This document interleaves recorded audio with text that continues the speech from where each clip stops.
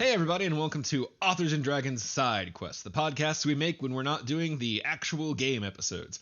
I am Drew Hayes, and joining me today are Steve Wetherill, Rick Gualteri, John Hartness, and Robert Bevan. Say hi, everybody. Hello. Hello, everybody. Howdy, howdy. We've got an exciting show for you today. Yeah, I was going to say, don't wake up on our part, you know? Yeah, look, bitches, it's Sunday afternoon. You're fucking with nap time. Yeah, honestly, it's the reaction that's appropriate for the topic we're proposing, because it's a holiday, it's festive, and we've got something we can sort of tie into for those who enjoy our Authors and Dragons at the Movies episodes. See, today we're going to be talking about A Christmas Carol, the famed story by Charles Dickens that has been adapted untold times, and I, frankly, fucking hate. Sincerely and truly, it was okay-ish the first time. Holy hell, we can let it die. I think literally half of the podcast has adapted A Christmas Carol at least once. Yeah. Hey, look, I get it, man. You go where the market is, and making a Christmas special is something sometimes you have to do. I understand the need for it, but God, I'm just so fucking tired of this story. You know something, I can turn that around on you right now, because you know what you have Christmas Carol to be thankful for? That Scrooge McDuck exists, because otherwise there would not be a new DuckTales for you to watch. Yeah, man, I'm pretty sure they just would have named him something different. It's not really that essential to the mythos. It's like, what are we going to call him? Cheapskate? If only history Those are the only had two options. If only there were a lot of rich assholes in history we could choose from. We could name him Congress McDuck. He could have been John Rockerduck, which is a villain he deals with at one point. Like, there's plenty of rich dicks, fictional and real. But so we're talking about this one because we did a Christmas Carol episode of the Muppet version with our friend Ruby Wednesday, and as you are listening to this, I believe you can listen to it on the site. Is that true, Steve? Yes, it will be up. So if you are a Patreon, you can go listen to that right now. If you are not, you can join at patreon.com/authorsanddragons, or you can wait until next month when it goes on our public stream. But since it did get used, it had me thinking about it, and, you know, let's just kind of go around. I've made my thoughts pretty clear. I do enjoy two versions of Christmas Carol, one of which is the Muppet one we did, because Muppets are fucking great. Everyone, I mean, it's universal good right there. Yes. Yeah, sure. I would argue that the actual A Christmas Carol is a universal good. It's sort of invented our modern ideas of what Christmas is in a kind of secular but supernatural context. And the message is, try and be a bit more nice and generous. I'm sorry that offends you so much, Drew. you fucking humbug. Hang on. I brought this up on the actual movie podcast, but it bears mentioning. Like, in the whole of the Christmas Carol thing, the only thing we see Scrooge actually do is be kind of shitty to his employee who asks for the day off tomorrow with no notice. But He gives it to him. He gives him the day off. He's just kind of a dick about it. Yeah, all we wanted to do was have a Sunday off, Scrooge McKays. Yeah. Well, that's why in the Muppet version, we don't really see it. Yeah, I do sympathise with Scrooge a bit more, because we see a lot more of Muppets singing about what a prick he is than we do of actually seeing him being a prick. But there are other versions out there where his prickitude is explored more thoroughly. And in all fairness, I mean, when Charles Dickens was writing this, like, you know, nowadays, like, if this had been made in the 80s or 90s, that would be different. But, you know, I guess there's only so far they could take Scrooge without making him a true villain. Like, you know, they could have showed him, like, beating some urchin to death with his cane or something, you know. Beating an orphan with a bag of puppies. So what's everybody's favorite version of A Christmas Carol? Let's start with the positive swing, since some of you seem to like it, and there's God knows how many personal favorites. Well, my personal favorite happens to be the Toma Bill Christmas Carol, which, if you go to my website, you can down and look for the Toma Bill Christmas Special. You can download for free. Beat your ass to it, Bob. Yeah, that's fine. I mean, I don't think the audience was expecting anything less. Yeah, Cooper's Christmas Carol. You can find it on Amazon. In fact, yes, and this will currently be 99 cents. So go get that.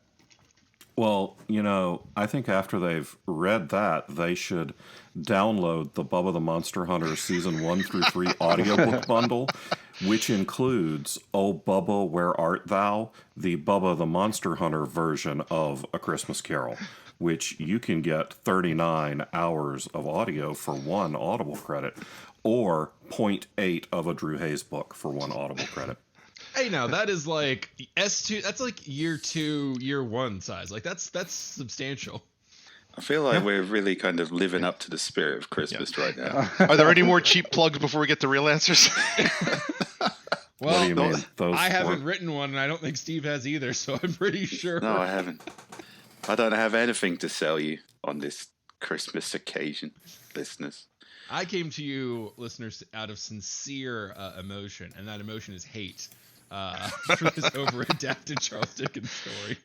Our emotion is sincere as well. It's just our emotion is greed, which is much more in keeping with Scrooge. I would say my emotion was more in the keeping with the neighborhood, since mine is free, is keeping in the neighborhood of or in the spirit Communism. of Scrooge after he wakes up after going through all of his shit. You guys are getting visited by so many ghosts. I'm actually really sincere. Cooper's Christmas Carol is one of my favorite short stories. It is a fun one, yeah. Okay, I don't have anything to sell. Well, you can go out and buy all my books if you like. Doesn't have to, you can do that anytime you want. But my favorite, it's a toss-up. I'm not going to say the Muppets Christmas Carol, even though I do believe it is possibly the most perfect rendition of Christmas Carol, and indeed that all literary classics should be told by Muppets. We already watched that, so I'm going to go with my close-running second favorite, which is Scrooged with Bill Murray. I would like to addendum that, Steve. I'm on board, but Muppets or small dogs named Wishbone? Oh, okay. Yeah, I'll allow that in this season of goodwill. I have no idea what you're talking about. Yeah, me either. Wait, what? You guys didn't see Wishbone as a kid? Yeah, No. I have no idea what the hell that is. Oh my I'm God. really old, so Oh yeah, this was a PBS show in which they did literary classics, but with a cute dog as the main character. But they were like genuinely like they kept most of the shit pretty accurate. They just had a cute dog as the thing running through it. So as a kid, you're like, yeah, I'm gonna watch all of Mary Shelley's Frankenstein. Oh no, Wishbone is turning into a cockroach in an existential crisis. Yeah, is this shit on YouTube? Because now I really want to watch this. you should. It genuinely like I remember it with sincere affection. Bye, guys. I gotta go watch Wishbone. Hey, if anyone out there has never heard of Wishbone, Merry Christmas. We're all too busy watching A Christmas Carol, Drew, like normal humans. I'm imagining Drew complaining to his parents, I want a puppy, and them just turning on the TV, here's your pet. And your babysitter and your only friend. I mean, yeah, that's just called being a latchkey kid, Rick. Welcome to most of my generation. I mean, the George C. Scott version is really fucking good. It's kind of the classic version of A Christmas Carol, and it's George C. Scott. So I'd say it's probably the best kind of conventional adaptation of A Christmas Carol. What about non-conventional? Patrick Stewart doing his one-man show that he used to do. I haven't seen that, but I've always wanted to. I had no idea that was a thing. Yeah, and I have to reevaluate my entire thing now. Yeah, I would watch Sir Patrick Stewart do a one-man show of A Christmas Carol. I would give that a shot. I mean, I'd watch Patrick Stewart read his fucking grocery list. yeah. I would like to break into Patrick Stewart's house and put some LSD in his tea and just watch that. I could dress as a ghost. There are 4 lights. There actually aren't any lights, Patrick, but carry on. Yeah, that's so my new favorite rendition of A Christmas Carol is me dressing up as a ghost, breaking into Patrick Stewart's house and drugging him with psychotics, yeah, and recording that on my phone. Yeah, I don't think we're going to top that. There is no way that would not get 4 million hits on YouTube. That would get a second season on Netflix. I'd put it up for free because, it's Christmas. It's the season of goodwill. Jesus Christ. I think the weirdest rendition I've ever seen is Ghosts of Girlfriends Past, which redid A Christmas Carol as a rom-com. Oh my God. Oh no, I remember seeing that advertised and thinking, oh, there's no way I'm watching this. But you actually You actually took that one, did you, Tree? Yep. Is that one where Circumstances you were- dictated, and I ended up watching. And honestly, of all the movies like I've had to go see through my life, definitely not the worst. I've seen far worse movies. Okay. The worst one I've ever can remember being dragged to is Win a Date with Tad Hamilton. That one, just a group of guys corralled together and started collectively booing where we could. It was so bad. What the fuck? I mean, my high water mark is Lawnmower Man, which was also god awful, but actually, no, it's The Mangler. I think mine in the theater was Meatballs 2. I didn't At least there are realize boobs in Meatballs, too. Yeah, that just feels more like you got tricked, because like it wasn't the original Meatballs good. Am I remembering that wrong? Yeah, the original Meatballs was good. Yeah.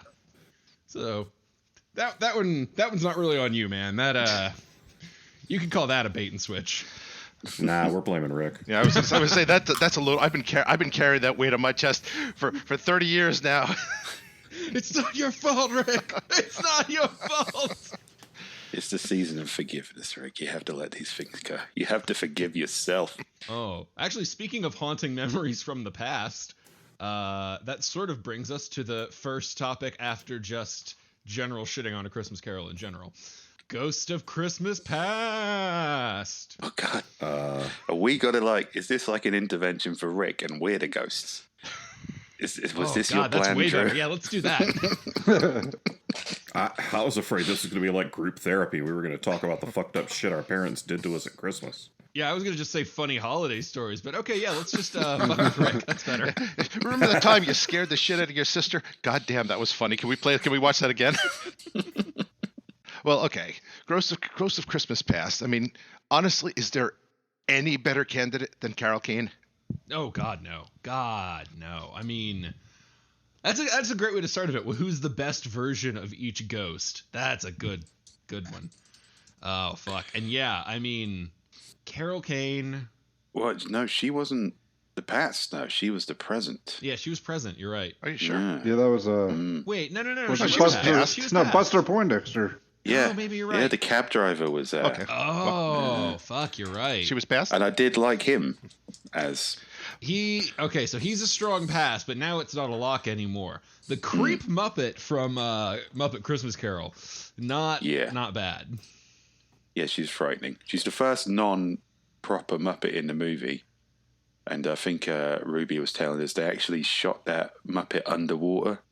And it did look it's very strange and creepy. And she's got that little horrible little girl voice. I don't know if it's intentionally supposed to creep you out, but Well, it definitely would have creeped to me be. out. Well, you don't know that. Go- These are well, I people who mean, do if it's a ghost Muppets. and it's creepy, it's probably intentional. It's a Christmas ghost. It's slightly different aesthetic. Yeah, I mean, the ghost before that had been Statler and Waldorf singing a jolly song about freezing orphans to death. This was a hard right turn. So yeah, for that, that bold creative decision not to use a regular Muppet, to use a frightening Muppet, I'm going to go with Drew's choice, yeah. Anybody else got any other strong contenders for the first ghost? No contenders. I'm just going to disagree on that one. I don't think I'm right, but I know you're wrong. I bring solutions to the table. No, I just think, Flip it's the a table. Muppet movie. Every other character was a known Muppet. Why bring this bullshit in here for one ghost? Yeah, they could have brought Janice from Electric Mayhem. Right. She would have done just as well and been a hell of a lot funnier. I thought it was Janice for a second. But no.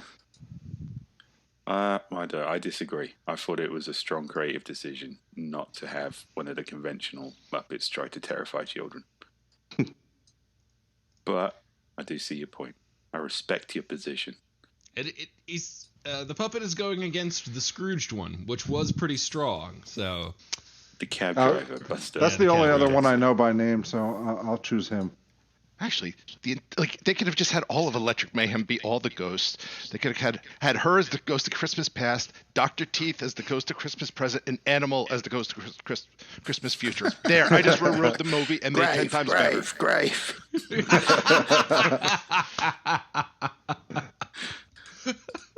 Yeah, I think that might actually be better. More Dr. Teeth is always good.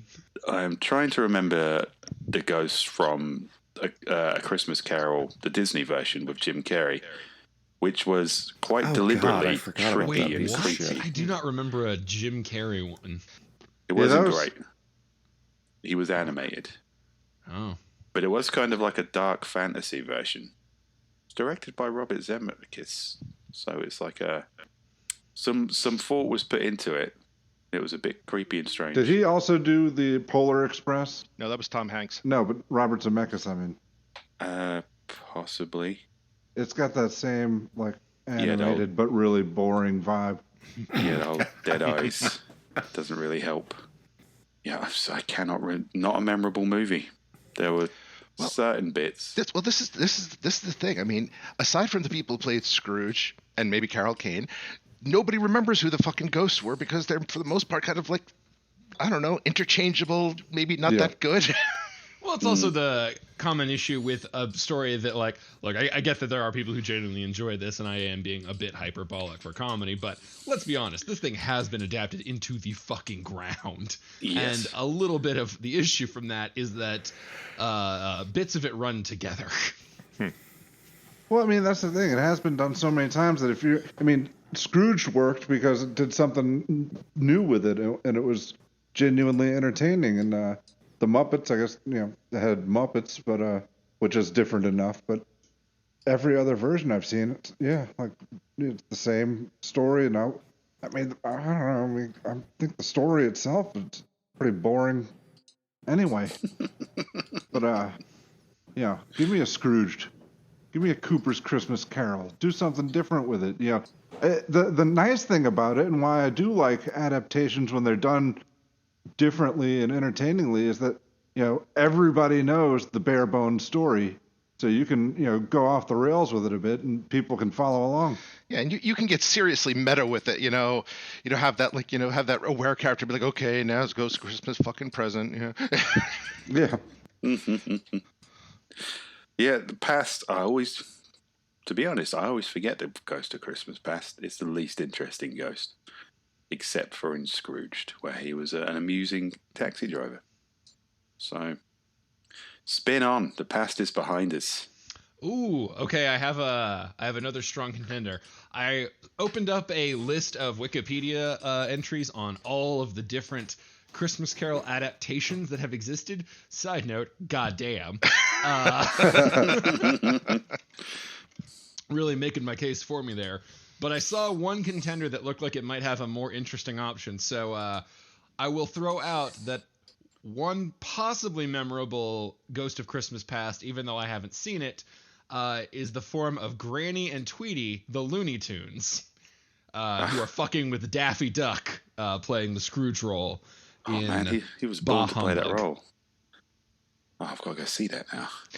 I guess it depends when it was made. If it was like 80s and above, like trying to be family friendly Looney Tunes, I don't know. If we're talking like this was a 1950s adaptation where they just went balls to the wall batshit, now you have something there.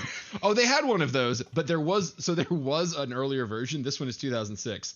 The earlier one had Yosemite Sam in the Scrooge role and Bugs, but there was no Ghost of Christmas Past because there were no ghosts. It was just Bugs gaslighting him the whole time. Yeah. Oh, God bless him. He was very good at that, wasn't he? I will say, actually, new Looney Tunes, if you guys ever watched the Looney Tunes show they did a few years back, it was fucking funny as shit. They sort of updated the concept but kept the characters the same, like Bugs and Daffy were more sitcom roommates. Yeah. But they really drilled back down onto like the essentials of like, okay, Bugs always wins, but he's self-centered about it. Daffy is a fucking insane neurotic. And just like built out from there. And it was really a good little show for 2 seasons. I do have to say, I do live in like a constant low-level fear that one day, I'll visit my girlfriend and then she'll take a wig off and she'll be Bugs Bunny. And that rabbit would have got me again.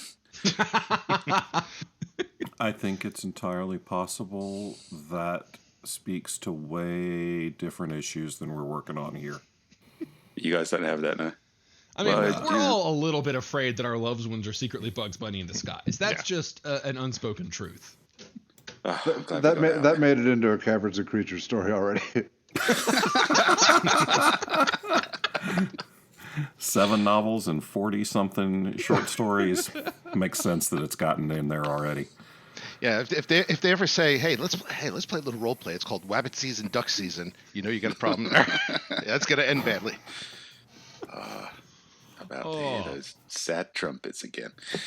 Okay, so that's the literary or the fictional ghosts of Christmas past, but let's talk about actual ones. Stories from our own holidays of youth or memory. Fun, heartwarming.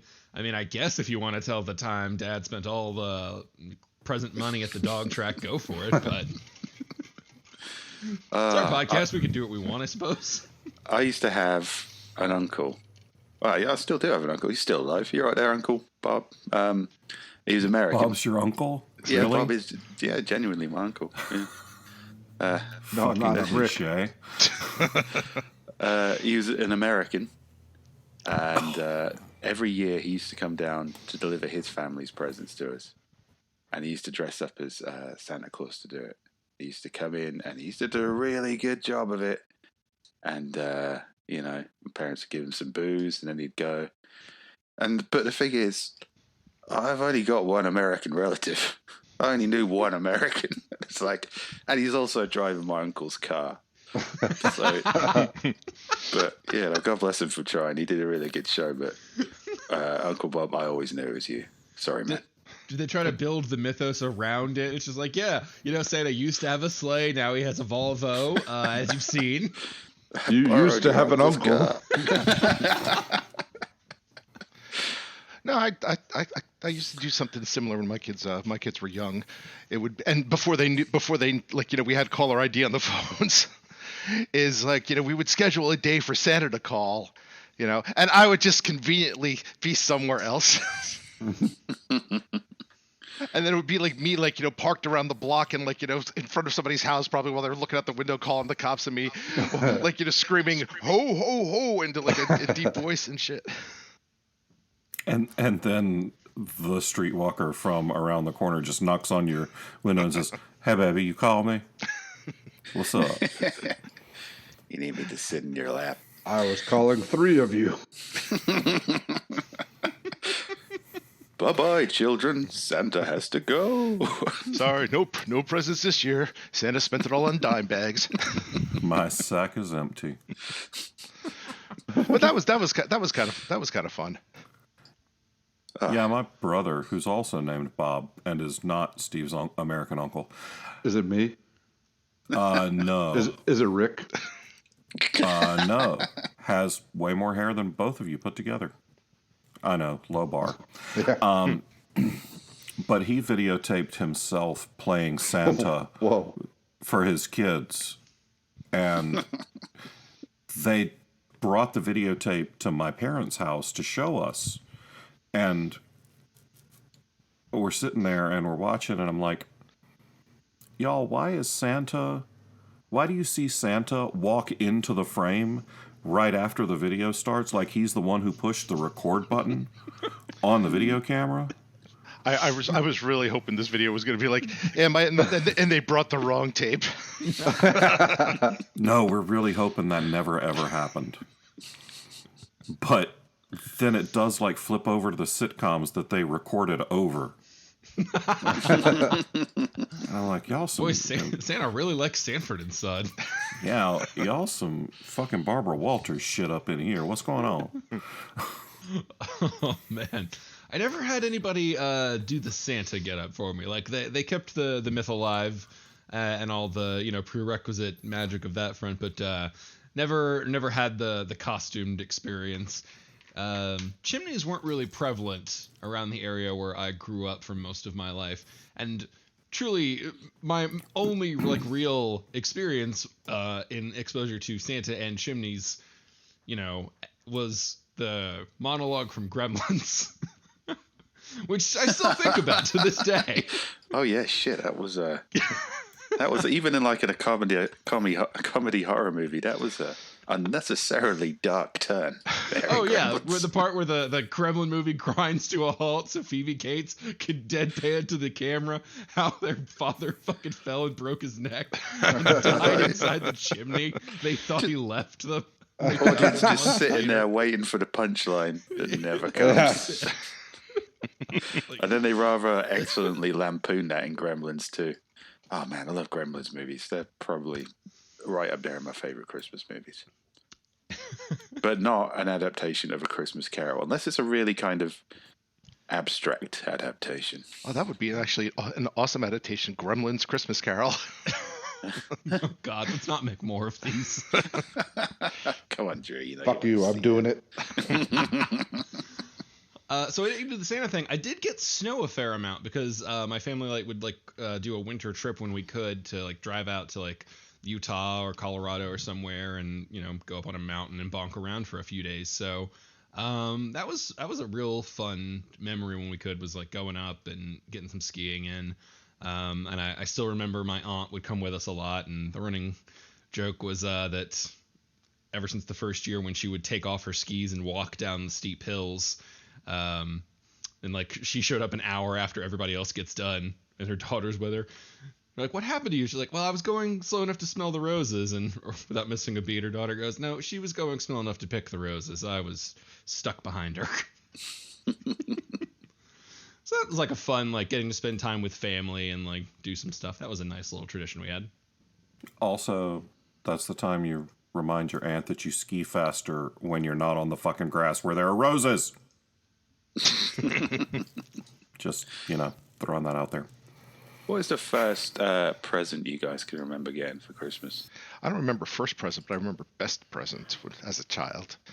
The first one I remember was a Dallas Cowboys football helmet. There you go. I loved the Dallas Cowboys when I was a kid, which is why I hate the Dallas Cowboys so much now. Because if you grew up as a fan of the Tom Landry era Cowboys, there's nobody you hate more than Jerry Jones. Sorry, I'm done now. Merry Christmas, Cowboys fans. Look, if someone's not angrily ranting about sports, is it truly the holidays? Yeah. No, that's fair. Fair. Yeah, not that you don't have to remember the first present you got. Just what do you even remember getting a present? I think presents that bad. I think one of the few things my parents got right when I was as a child was, I remember the Christmas when I got the Shogun Warriors Godzilla. Nice. And let me tell you, I'm not sure if they got it for me out of love or just to shut me the fuck up, because I pretty much spent the prior 8 months talking about this stupid toy and nothing else. But goddamn, that was an awesome toy. I remember the years I didn't get the Shogun Warriors Godzilla. Oh. Rick's parents get the last one. Yeah. It was probably the same year. Oh, man, I'm struggling to remember any particular present, but I do remember the year that I found the presents a week before Christmas, so that was my Santa Claus reveal. Yeah, I had a similar experience. I was home sick the day that the UPS driver delivered my presents, and I got a big Spider-Man helicopter thing, and I was like, oh, well, shit. My wife had a really good idea for that, which was the presents are wrapped and you bring them down and they're around the tree, but you explain to the kids, these are all empty boxes and Santa fills them with his magic on Christmas Eve. Oh, so if you're a little That's prick, a good you get nothing but an empty box. Nice. I like that. Did you ever do that to him, though? It was tempting, but Totally should have. So I don't necessarily remember my first bike, but I remember the bike I got that was the bike in childhood that starts you out. You're not tied to the house anymore. You're going out doing shit with your friends. It's the proto version of getting your keys and getting that taste of freedom. I fucking remember that bike. I'm imagining like 8-year-old Drew opening this bike and just like opening the front door, and be like, "See ya, bitches." Fuck you guys. I mean, that's basically what I did when I turned 18. I was like, across the state. I think the early presents I remember are usually my brother's presents because he was 4 years older than me and he got cooler presents. I have like a very vivid memory of that Lego Moonbase monorail set. That was awesome, but it wasn't mine and I wasn't allowed to touch it. But Steve was his family's Charlie Brown. I got a Lego Moonbase. I got a rock. I do remember getting the Ghostbusters fire station HQ though, and that was fucking rad. Hey, did they remake that toy for the remake of Ghostbusters? Because I will buy that for you just to hear you fucking go off about it. I'm just gonna kick it down the stairs, mate. But yeah, I got the proper Ghostbusters HQ set, not some dirty remake. And but I didn't have any Ghostbusters action figures, so I just had to populate it with my imagination. and Lego Moon monorail figures. No, I would have been beaten severely. If I did it. Why are the astronauts catching Slimer? Shut up. Shut up and pass me the moon rover. Oh, I got one little story. Not that thoroughly. much. There's one Christmas we were all pretty young. My brother, he woke up really early and went down to see his presents, and I think we must have had like a pipe burst or something. The first floor was flooded, and he just thought, if I tell anybody, I'm gonna get in trouble for being up so early. So he just went back upstairs and went to bed. That's what you made it like. He was going to say, "Oh, Santa bought me several hundred liters of dirty water." Oh my God. That reminds me of a thing with with my kids. One, my two oldest, when they were really young, the younger of the two, left the house, and we asked the oldest, "Did you see him leave?" "Yeah." "Why didn't you say anything?" "Well, I didn't know where he was going." Didn't want to be rude. Yeah. Insert myself in shit. That will always be known as the year Christmas or Santa drowned. God. All right, Phoebe Cates. So, with that said, let us move on to the Christmas present. Oh, like a gift, but also a time. I get it. Whoa. I'm so glad you told that joke. I feel like it's Christmas already. It also, for the record, looks like they didn't remake the fire station playset for the 2016 Ghostbusters. Good, movie. at least they had some respect about something. They were in the fire station for about 3 minutes.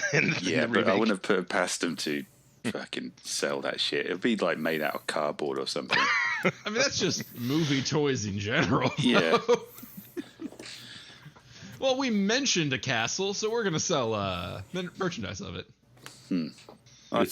It's really just a repainted Castle Grayskull, but whatever. From the cartoon? No. From the Dolph Lundgren movie? Oh no. Yeah. We just put a fire pole in it. It's fine. We seriously got to ATM that sometime. Oh yeah, I have thoughts about Gwildor. I think we all do. Don't we all? How do you make something worse than Orko? All right, never mind. Let's move on. Let's not care. That'll be an after the New Year present. Okay, so Ghost of Christmas Present. Carol Kane. I mean, you said it before. That's a tough one to beat. Yeah. Yeah. Yeah. I'm going to throw up some token resistance. One thing I did like about the Jim Carrey A Christmas Carol Disney animation was they did the whole the two children, was it wanton ignorance, which they usually leave out of the remakes, but they did it in the Disney version, and it was actually very creepy and strange. So I did like that, and of course I like the Muppets. Ghost of Christmas Present. He looks like somebody you could just get right fucked up with, have a great old time. But yeah, it's that's kind of the character's thing, though. Yeah. But he's a big cuddly Muppet as well now. Yeah, so he's got that going for him. That would actually be. I like that idea of like, yeah, you wake up, the Ghost of Christmas Present, just this party guy just hands you a joint and a beer, and the entire thing is you just wake up with a splitting hangover. That's the only lesson there. I love the fact that he's such a jolly guy, and you're having a great time, and he's this big, beefy drinking party dude, and all the time he's had those 2 kids hiding in his robe, like the entire time. Oh, mate. Well, no wonder he's a big party dude. Yeah, it's like I can't hang out with you anymore, man. This is not a good look. I don't care. That's a real lesson. creep reveal, man. Yeah. You gotta warn me about that. No, don't come at me with your moral lessons, mate. You got children in your robe. But yeah, so with that in mind, Carol Kane doesn't have any children under her skirt, so she's got that going for her. It's implied. It's implied. Is it implied? It is now. I will say that the Looney Tunes version had apparently Yosemite Sam as the Ghost of Christmas Present, so I imagine that's probably a decent showing. Again, the older one, still just Bugs Bunny tricking an innocent man. Yes. I would have gone with Foghorn Leghorn. Oh, yeah. I mean, Yosemite Sam is an odd choice for the Ghost of Christmas Present, considering he's so antiquated. Like even in the Looney Tunes world, he's considered, an outsider. Yeah, that doesn't make sense to me. I'm calling it. This show about talking animals hitting with each other with pianos is bullshit.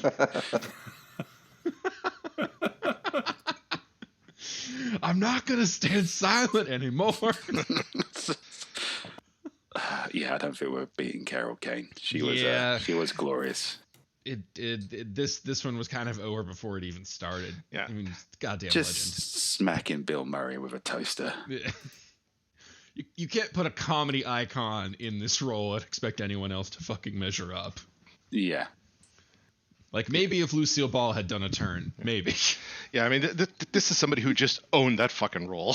Yeah. Also, I seem to recall having a weird kind of crush on her as a early teenager. I don't know what that says about me. Probably as much as the Bugs Bunny thing. Anyway, let's move on. Let's live in the present. Let's forget I just said that. Let's live in the present, like the Ghost of Christmas Present. I kind of had the crush on her, but I knew her from Taxi growing up because I just watched a shitload of Nick at Night as a kid. And so she was what was the character's name? Latka? Andy Kaufman's wife, or Andy Kaufman's character's wife. I'd never put that together. I know who you're talking about. I just never made that connection. That's weird, considering she's like quite distinctive looking. Oh well. Missed opportunity there, teenage Steve. That kind of says all you need to know about Carol Kane. Okay, we need someone who can stand up to Andy Kaufman on screen and not like lose all focus. Yeah. Yeah. No, that's high accolade indeed. Beat the shit out of Bill Murray with a toaster. She was Simca. Simca Gravis. Simca Yes. Gravis. Ah, that's right. Because Andy Kaufman was Latka. Latka Gravis. Man, I remember that show better than I thought I did. Yeah, no, it's a good call, man. Okay, so that was the Dickens one. We're probably not going to get better on that. So actual Christmas presents. Anybody got any fun plans for this year or the recent, last few years? General Christmas presents. No. Yeah, I refinished floors. I dug a 40 foot long trench in my front yard and refinished floors, ceiling, and walls in 600 square feet of my house. Let's see those Germans get in here now. That's right, motherfucker. Wolverines. Also a Christmas movie. Just throwing it out there. There you go. It's been a little while since I watched Red Dawn. Red Dawn. No, but there's snow on the ground, so fuck it, Oh. it's fine. I was like, it takes place over a good stretch of time, so I mean, you can argue there's Christmas in there. I think an Easter I think movie. there is. Yeah. Yeah. So refurnishing floors, that is an adventure. Yeah. I'm finding the most positive spin I can. Dude. Yeah. Well, I mean, I've spent the last week high off of polyurethane and paint fumes, so that helps. Hey. take it where you can get it. Yeah, I think I have a kind of yearly tradition where we do a village pub crawl. I do it with my brother, and we invite some friends we generally, by this point of the year, haven't seen for a few months. And we all just go out and have some pints. Just get nicely drunk. Not too drunk. There's no clubbing it afterwards. It's just, chilly nights and warm pubs with, fireplaces and drinking too much and catching up with friends. I say a pub crawl because we used to go from pub to pub, but now there's only one pub in the village, so it's incredibly easy. We don't have to go anywhere. It's nice. You crawl from one end of the pub to the other. You just move from one stool to the next. You order a new drink. Yeah. We are thinking about kind of maybe being a bit more adventurous this year and going to another pub and then that pub. Oh, but okay, all right. Oof. This is me talking now. I'm being a bit ballsy here. When it actually comes to the evening, I'm probably not going to do that. We're probably just going to go to a pub. So, yeah, it's not quite as exciting as I made it sound, but it is nice. My Christmas adventure so far has been my wife keeps accidentally getting packages from Amazon sent to the house we were renting 2 years ago. So I Oh, no. got to keep going to bother the tenant. I'm sorry, man. He actually just texted me a couple minutes ago. We got 2 more packages. I got to swing by there after the show here. You got to switch that default address, man. Well, I did, and now I finally just deleted the old address, which I should have done a long time ago. Yeah, I was going to mention that was an option, but I didn't want to, fuck with your groove. Whatever you got going on, man, you do you, but... Maybe bring that guy a Caverns and Creatures book. Yeah, that'll teach him. He'll never fucking call you again. Yeah, have a book that ruins Christmas. I've got a little semi-tradition when I can. Some friends and I will get together. We'll kind of pile into big vehicle, drive around and play Christmas decoration bingo, where we'll kind of make our own like little cards, and then you look at the lights, and it's like if you see a place that's like has music synced up to lights, like that's a square. Santa doing odd jobs is a square, etc. So that's just kind of a fun way to hang out with friends and see the local festivities. I was going to say, your entire life is a drinking game, isn't it? I mean, no, not And in a he's car. Jesus.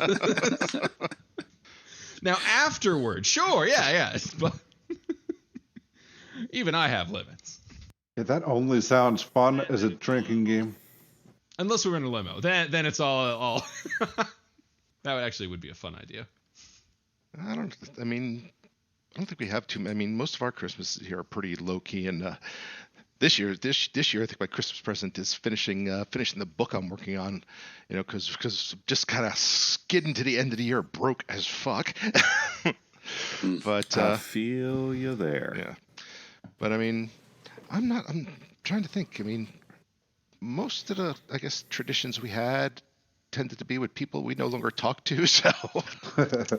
Ooh. Yeah, I'm with you there. So it's mostly just a small family thing. I mean, we'll have my mother over, and, the kids will open their stuff, then the kids will disappear, then, I'll take my mother home in the afternoon.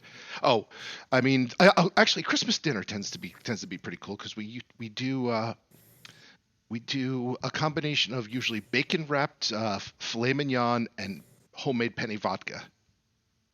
So I always look forward to that. I'm fucking coming to your house. Oh, man. Oh, that's a weird Christmas tradition I forgot to talk about from the past one.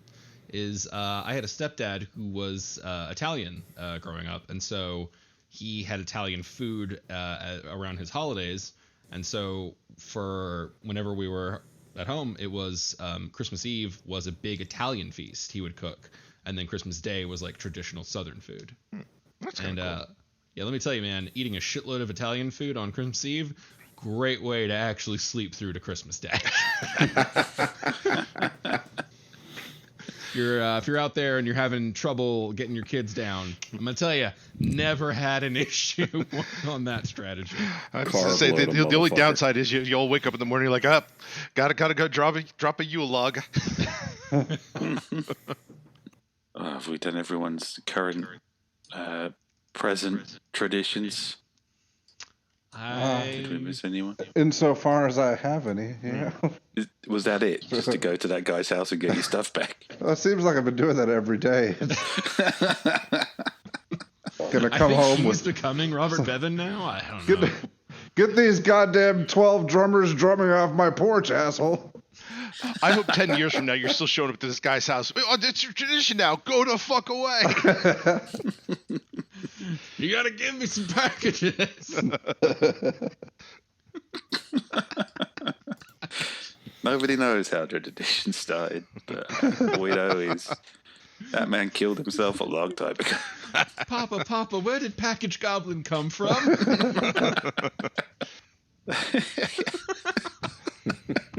Now, everybody, Santa's delivered your presents, but remember to pick one at random to put by the door for when the package demon arrives. With his You hear the bumbling scratching apologies. at the door and the whispers, wrong address. It's like, here we know Krampus's name, and it's Robert Bevan. Ah, nice. Traditions are lovely. Yeah, my tradition is giving some other guy's kids false hope.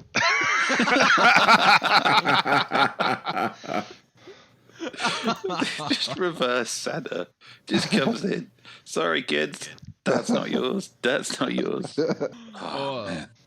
Anyone ever done a Christmas like away, like somewhere, I don't know, like on a trip that was especially fun or interesting? I think what's 3 or 4 years ago, it wasn't on Christmas, but it was right after Christmas. We went down to Florida. Like, it was the week before, between Christmas and New Year's. We went down to Florida and did Disney and Universal.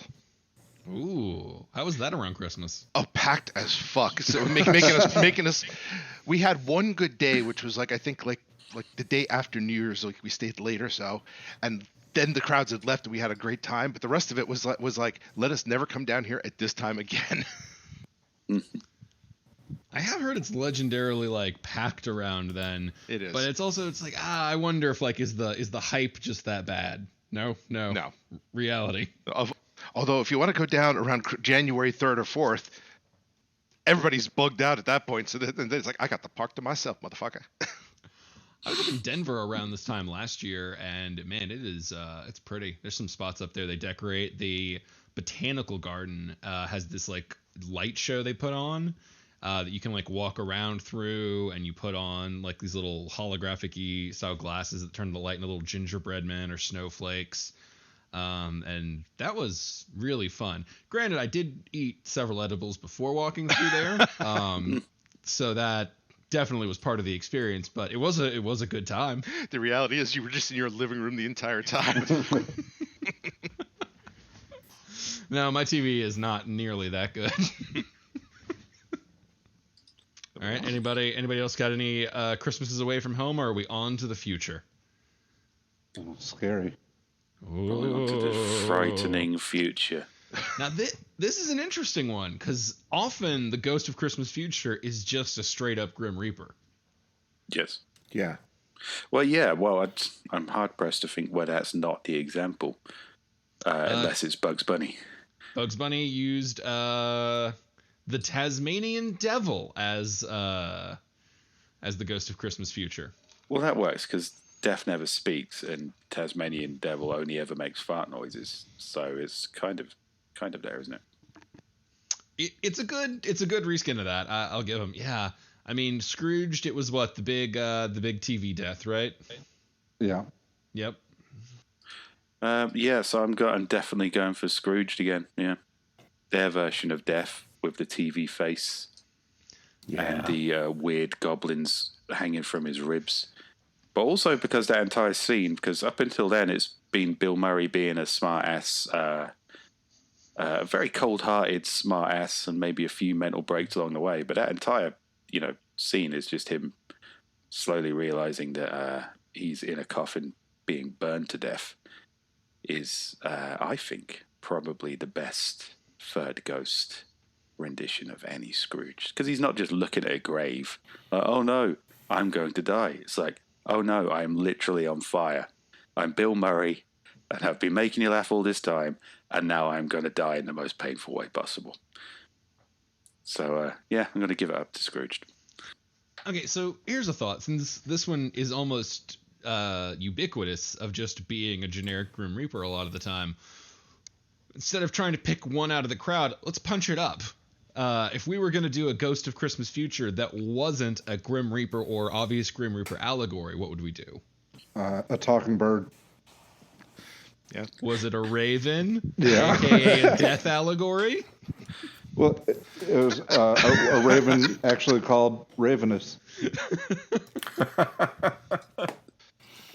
I used Gan in mind, so if she wasn't so much a death allegory as much as a "you'll wish you were dead" allegory.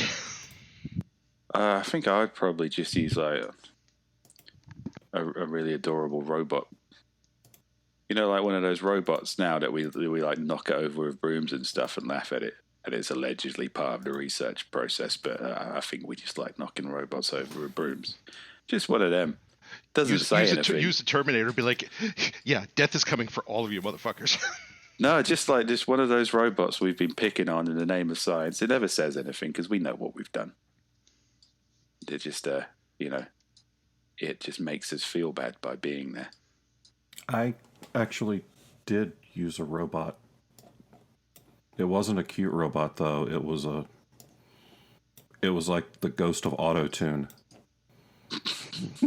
Because I did the whole frame as music yet to come and music past.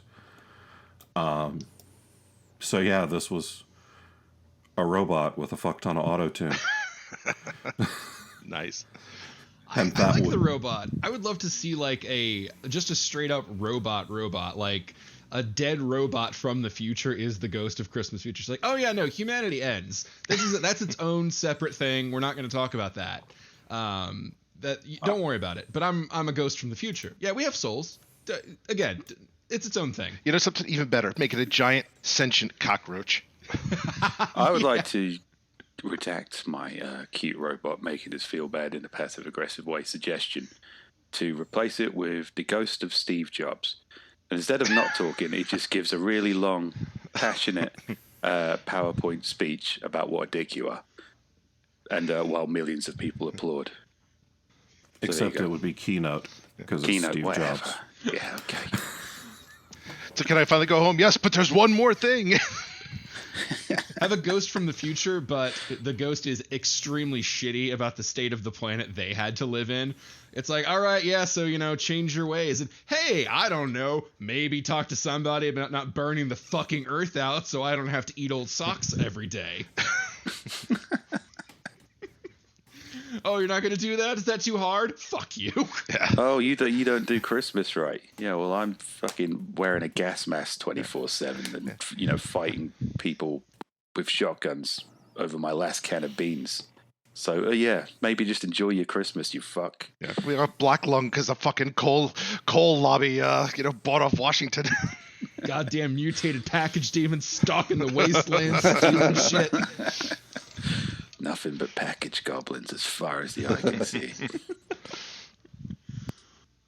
Trying to think of other aspects of the future. I guess you could go a mutated, evolved human, but I think I like Rick's suggestion of like us just getting wiped out and replaced by cockroaches if we're going to stay biological. Yeah. You should enjoy Christmas because ultimately nothing you do matters. We're back to Kafka. Well done, guys.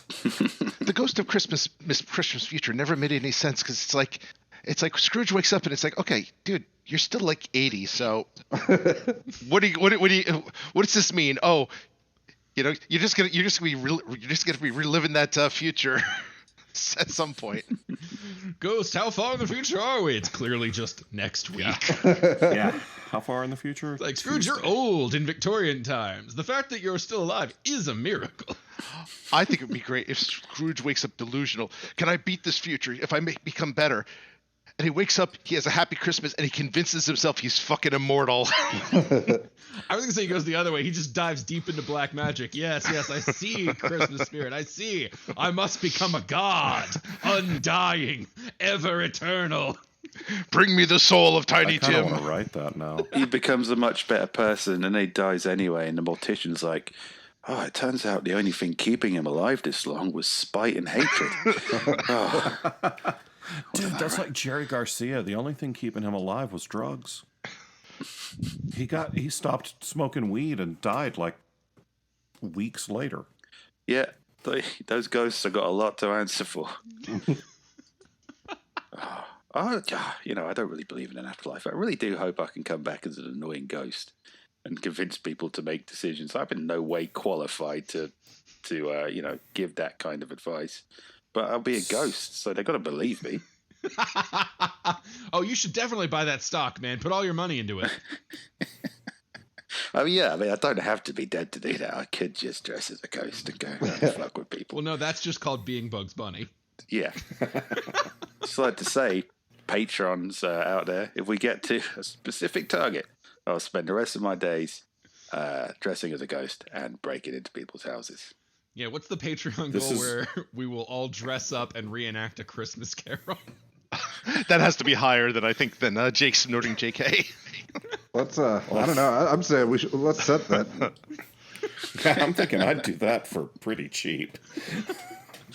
Yeah, I just need to cover expenses, really. Everyone else is like 1,000. I'm like 10 million. You know something? You know, I'm like, fuck, $20 in a 6-pack of Angry Orchard. we could do a combined Shingles night, Christmas Carol where we each take a ghost. Somebody takes Scrooge, somebody takes Marley, and we just write the fuck out of it and just stitch together without any fucks to give. And we should definitely make Drew do it as well. Just Drew's definitely got to be right Scrooged. Yeah, Drew writes the foreword. Fuck this book and fuck you for buying it. I call Christmas yet to come. It's a ghost with a giant erection. Just, it's really like the ghost of that masturbating ape. Rick, you shared that story. Apparently there's a mansion in England that has a ghost of a masturbating monkey within it. So, Now, Patreon tiers, if you would like us to go and investigate the ghost of the masturbating ape, then, we'll set that as a tier. Just as an aside there. That presupposes that at some point there was a masturbating ape living in this. Well, fuck, it's England. Yeah, I was whatever. gonna say, I don't want to live in a world where England has no masturbating apes. Well, of course it does. Fuck But on now. Let's just take a step back. If there's a masturbating ape ghost, specifically, I'm guessing that means either that spirit is super into masturbation or your state of death influences your state of ghosthood. he definitely died jacking off here. He wanked himself There's to death. ghost ape porn. So if it's the second one, then the only sensible thing for any of us to do is die by autoerotic asphyxiation. Yeah. That's the only way to go. That way your ghost is just permacumming. Yeah. Fuck, that Carradine guy had it right. Yeah, no wonder they're always moaning. The ghost of Christmas yet to come, and the ghost, not Christmas present, the ghost of Christmas package. Oh my god. Oh, that's brilliant. And this practically writes itself. Yeah. Let's talk Christmas futures. This will obviously be a little more hypothetical, but if you could plan a fun Christmas vacation, I'm not going to say price is no object because I've learned that turns into immediate fantasy with you guys. You can't play within the realm. So let's say you've got $5,000 to burn on a Christmas vacation. It all has to be spent on the experience. No presents and nothing gets left over. If you don't use it, you lose it. So have some fun. Fine, so where the crowds don't go. Yeah, I'm thinking New Zealand. I know it's far enough away that the seasons don't match up perfectly. But I don't know what the weather in New Zealand is when we're having Christmas. Summer. Is it full on summer? Yeah. Awesome. Because a friend of mine just came back from Australia, and it was full on summer. Admittedly, I live in North Carolina. It's 60 degrees outside today, but Yeah, no, I'm gonna go tour fucking hobbit holes, man. I'm gonna have Christmas with Bilbo. I'm not going anywhere that's sunny for Christmas. I think that's a cop out. As A Christmas Carol dictates, your Christmases have got to be cold and miserable and filled with people singing about what a prick you are. So I'd spend my £5,000 on a song and dance troupe. You know, just I'm going to be out and about tomorrow. I want you all to follow me around, singing about what a bellend I am. Wait. Are any of you puppeteers? Yeah, I mean, if you can get Muppets, I mean, obviously not the Muppets. I'm not going to get them for $5,000, but some Muppets. You can get the Nuppets for $5,000. Yeah, You can get a community theater production of Avenue Q to follow you around, Oh, and that's excellent. like Muppet knockoffs. Okay, so yeah, I won't actually need any of the Christmas ghosts because I don't want these people in my room. I'm not a madman, but I just want the experience of living in a musical where everyone hates you for Christmas. I don't know what to say to that, except that feels very British. It sounds brilliant to me. I thought it sounded kind of German too, though. You just ignore them all and go into the deli and buy your sandwich and stuff, and They're like, look at that prick buying his sandwich. our other customers are wondering why the hell everybody's singing. And I want to see if there's like some kind of, sort of social osmosis effect where people just kind of join in. Like, this is reality now. Yeah, that guy is a prick for buying that sandwich. I feel like Bob's reaction is proof that Robert Bevan genuinely does feed off of your hatred out there. Only makes him stronger. Breaking news. While we're talking about Muppets and the joy of the season, apparently Sesame Street's Big Bird puppeteer is dead. wow, yay! I mean, Yeah. no, Oh, that's very sad. It is very sad. Merry Christmas, everyone. Anyway, carry on. Carry on with the merriment. Wow. Well, that actually leads into mine, which, mind you, Holy was not killing Big Fucking Bird. horrible. I was going to kill Big Bird. But I'm no, gonna hunt puppeteers. God damn. Oh, this year's harvest was good, but next year's will be better. Did you get the turkey? I got something better. I meant leads into it more metaphorically because I don't really I'm not a big Christmas person, but I love Halloween. So I can see doing like a Christmas, spending that money on like maybe at a place where that is haunted by a masturbating ape. Maybe not, but doing like just a whole Christmas like ghost haunted house tour or so. That would be kind of awesome.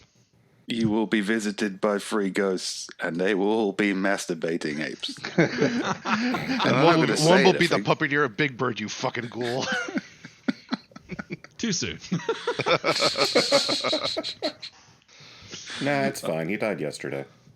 I'd just like to say, this guy did have a long and healthy life and was beloved by many people. I'm just trying to ruin your Christmas here for no good reason. Yeah, how are we doing? You will be visited by 3 masturbating spirits tonight. First an ape, then a package goblin, Then matter a big what, yellow Scrooge. bird.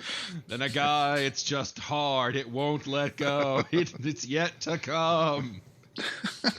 No matter what, Scrooge is getting a white Christmas. Oh, God damn Oh my God. Why is this only just happening? There's got to be a porno version of A Christmas Carol out there. Oh, I would bet there are probably multiple versions of A Christmas Carol. that are At the born. movies. Yeah. Carol's Christmas, something like that. I think I'm going to go ahead and skip that one. Christmas yet to come. Just you and me, Bevan. Yeah. Go just watch a porno with Stephen Paul. Just silence. Speaking of Patreon tiers, if you would like to watch No, that's too far. I should have gone before anyone.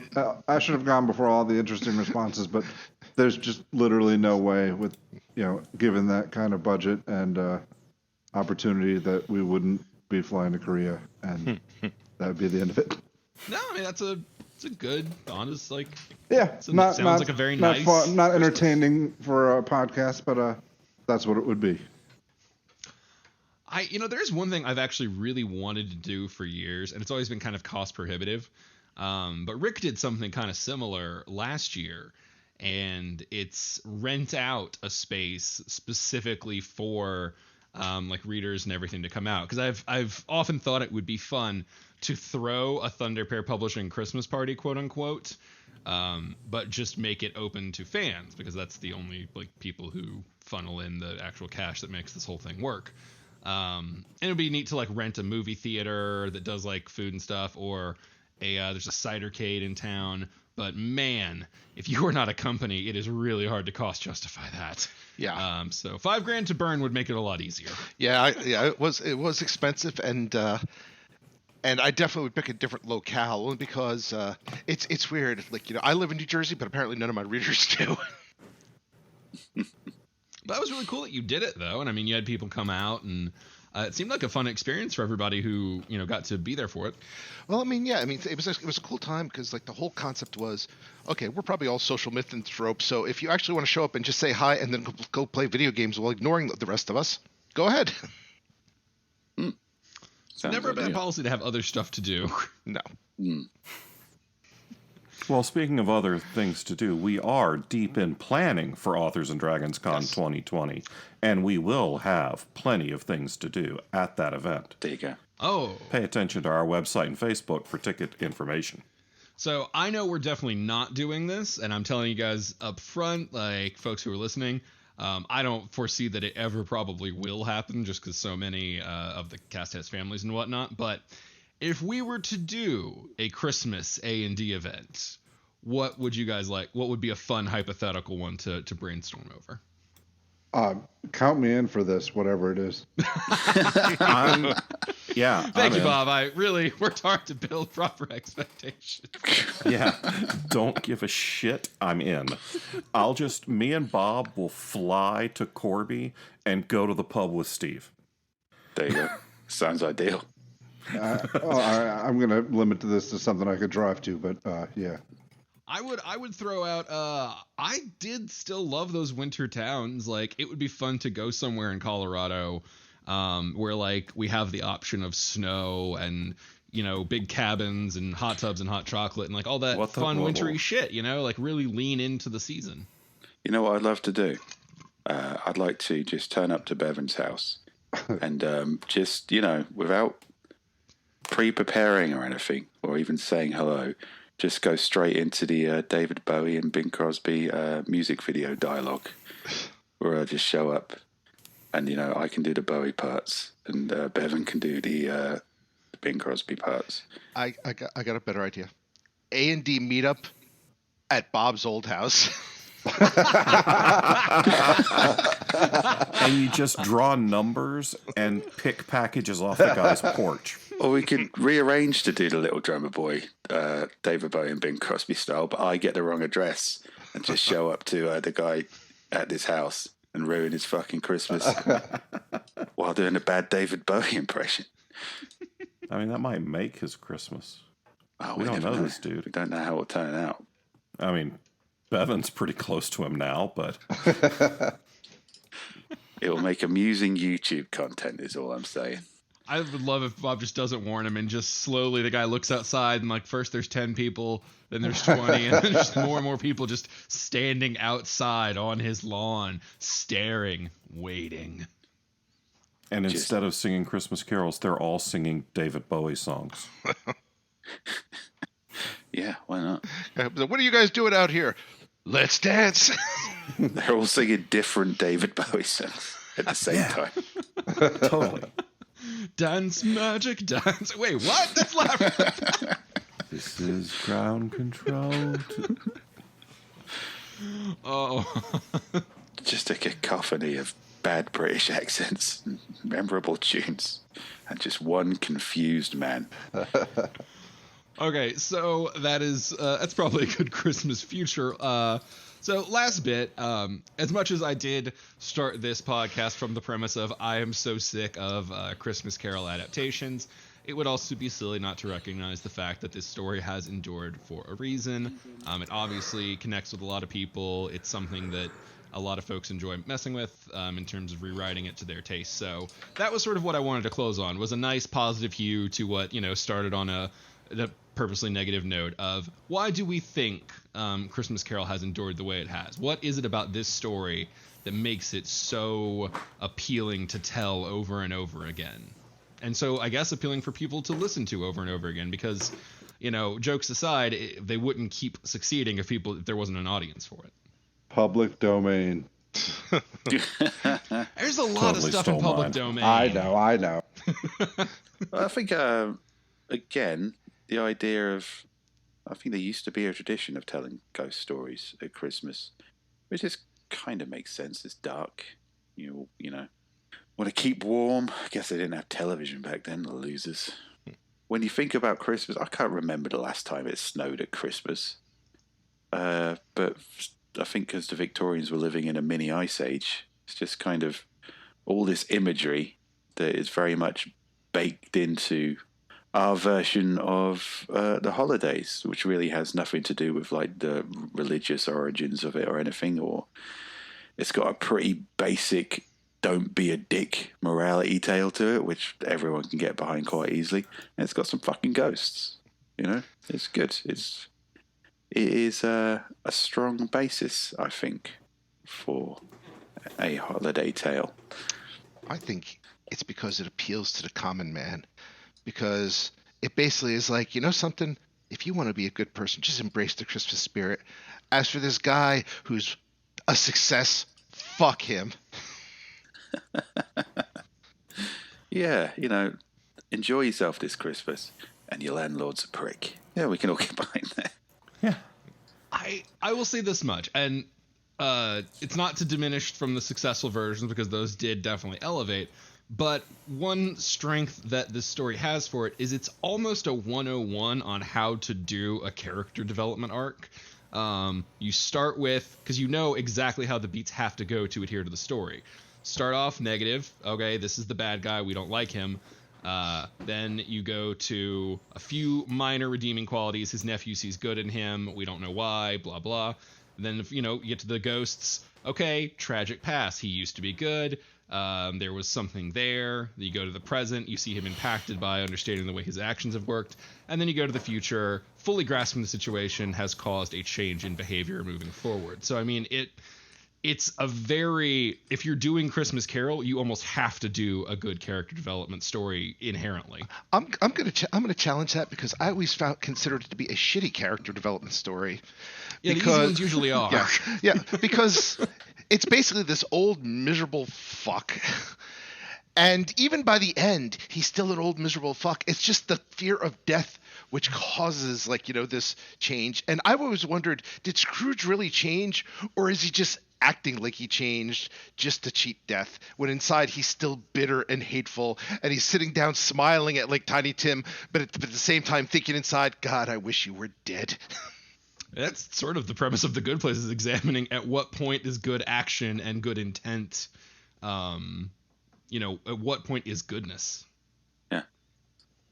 Yeah, I'd say if you're making the effort not to kill a disabled child on Christmas out of spite, you're doing all right.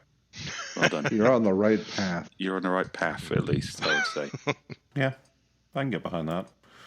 So trying not to kill people on Christmas Day is something to shoot for. Yeah. Got it. Maybe just stop being a miserable prick for a day, even if you are a miserable prick. Come on, let's not stretch. Scrooge too wasn't far. trying to kill anybody. Let's not. He did not know who the fuck Tim was before that ghost showed him. Yeah. This is the story of Ebenezer Scrooge. This is not like Son of Sam Christmas, It could be. But I got a fucked up family, so let's stick with not trying to murder people. Oh, I do think, the spirit of charity and forgiveness and love for your fellow man or woman, and trying to maintain that throughout the year. It's a pretty solid message you can get behind, isn't it? Regardless of where you're from, or if you're actually a miserable prick. So yeah, I think that's enduring. That's always nice. Sure. Probably also helps that you can sort of adapt the tale to fit whatever moral message you want. Like whatever your version of Scrooge's sin, quote unquote, is, and his moral journey, you can really fluctuate the circumstances around to fit whatever narrative you like. So I guess for adaptation purposes, it is very easy to slip on to other characters. You just know that there's like a North Korean version where it's like the ghost of capitalism future. I mean, honestly, the size of this fucking Wikipedia entry on the adaptations, yeah, it's very possible. Just all these ghosts visiting Kim Jong-un. And like, you have to... no, you can just carry on. Just carry on doing what you're doing. You're doing a great job, so we're not going to haunt you. Here Have is a your good night. glorious future, which will last for 1,000 years of peace and prosperity. Okay, so one last closer as we look ahead to the future. Outside of the standard fare that we're going to get, which is just the same Christmas Carol rechurned, what's the next like standout version you think we're going to get? The next one that actually is unique enough that you're like, oh, okay, they're doing a Christmas Carol. Or would you like to see? I'm gonna go Fast and Furious Christmas Carol. That's my one I want. They're running out of shit to do, and once they go to space, I have a feeling a Christmas special is not that far off. So I would not be shocked by a Dominic Toretto Christmas Carol. I still want to see the porn version. I want to see the Ghost of Christmas Ass. I want to see the Ghost of Christmas Package and the Ghost of Christmas is desperately trying to come. And I'm going to Google that as soon as this podcast is done. Merry Christmas, listeners. There are over 1,000 responses when you look up Christmas Carol parody on Pornhub. Oh, wow. Oh, wow. That I does don't not know. surprise I me don't at even all. know we have enough time in December for me to get through 1,000 of them. But I do believe in Christmas miracles. The 1,000 days of Christmas porn. I'm going to say On we've the already 12th day of Christmas. Oh, God. God, close the door. on the 5th day of Christmas. Fuck it, I'm done. I got blue balls. But now I was going to say we've already done comedy and like that. They did a decent job. I would like to see full on R-rated, like all the way horror. Like I could dig that version. Like full on hire somebody like Guillermo del Toro and just say, dude, fuck with our minds. Yeah. I mean, it'd have to be like Scrooge would have to be some kind of prolific serial killer or something. Yeah. Yeah. All right, I'm in. Yeah, I can see that working. Or the horror aspect is he's trying to quit serial killing, but the spirits are reminding him that the true spirit of Christmas is murdering. Yeah. The I mean, it's Dexter a great Christmas idea, Carol. Rick, but I don't know how I'm supposed to masturbate to it. Effort, Steve. Effort. I already told you it was rated R. There's gratuitous. There's got to be gratuitous nudity Oh, for 80s horror. Oh, okay, yeah. All right. I want to see Legends of Tomorrow Christmas Carol. Fuck, I would watch that one. yeah, That's I'd watch good. that. I hate myself for it, but I would.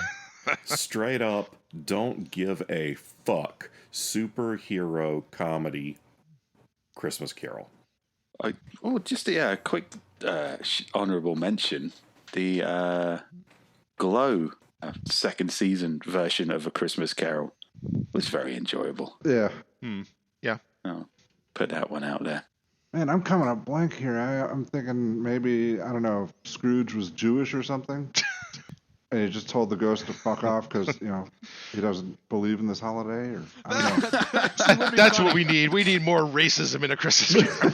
I get it. I could see that. Like, so Scrooge is just Jewish, and everyone thinks he's being an asshole, and he's like, guys, this just isn't my holiday. Why do you celebrate Christmas? For entirely legitimate reasons. Oh, Oh, I feel bad about Just this no now. one will accept that it. I mean, I brought these ghosts with me, and All right, you guys need to fuck. Oh, I'd read Bevan's version of that.